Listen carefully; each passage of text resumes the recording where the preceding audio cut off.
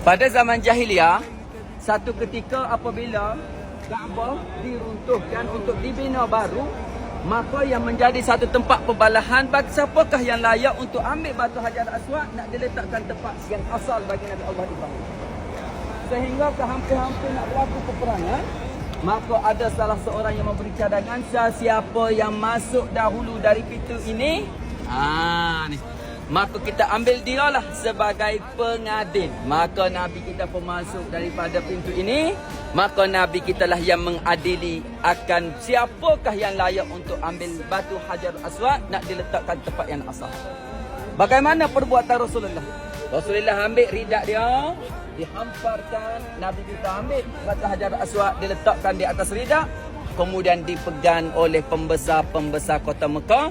Kemudian barulah Nabi kita ambil dengan tangan dia, diletakkan Hajar Aswad di tempat asalnya.